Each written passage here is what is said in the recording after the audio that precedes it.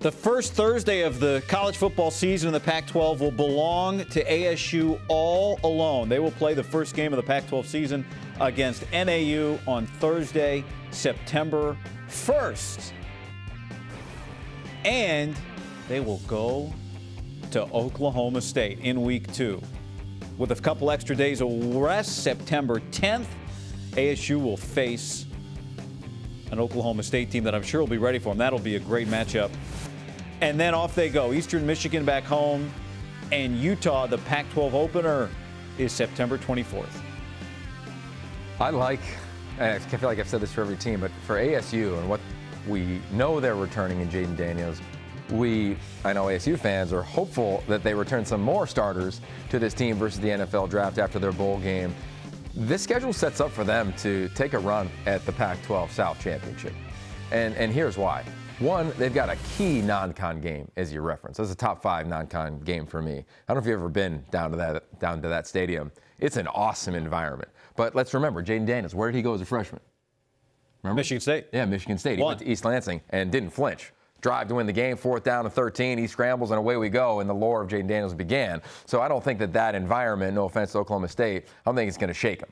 Right, so how does this team deal with that? Are they the veteran team with some old linemen that I think are really talented? We'll see what happens with their backfield and receivers in their 3rd or 4th year. I expect them to be able to go down there and handle that. The game that I've got scheduled, though, or I've got circled, is the one you referenced. It's Utah. It's Utah. Can they finally get over the hump and beat the team that's won this division 3 out of the last 4 years? It has been the class of this division, in my opinion, over the course of the last 4 years, and I think it's still going.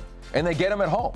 We know what they did to Oregon a couple years ago at home. They spoiled their CFP hopes and dreams. Can they do that again? And then they got to go to SC, and then they get Washington at home. And then a bye. I think their bye is situated perfectly. Have a great focus through the first half of that season, and then you got to go on the road 2 in a row, and then another critical one, UCLA. You get them at home. Can you handle that one? And then you go to Washington State, and finally, I know ASU fans love this, they don't have to go back to Oregon State. They've gone 3 straight years. The pandemic created some scheduling elements that, thankfully they were cool with adhering to and having to go up there. You don't have to go do that again. I know they're excited to get the Beavs at home. And then they finish on a Friday in the rivalry game. And why do I say that?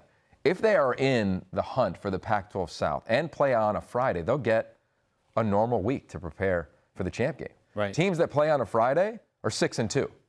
Your point is the game's on a Friday. Yeah. So if you play Saturday, it's a short week. Yeah, so for them, I think it's set up really well for them to have a lot of success this year. A lot of questions still to be answered around that program with players coming back or not. But if you're an ASU fan, book your trip. Oklahoma State is going to be a key game. They have a rare advantage to note. The game they play against Stanford, ASU is coming off a bye. Stanford is not. That's a rarity in the Pac-12 this year, as Yogi pointed out earlier. Most teams that play off a bye, both teams are off a bye.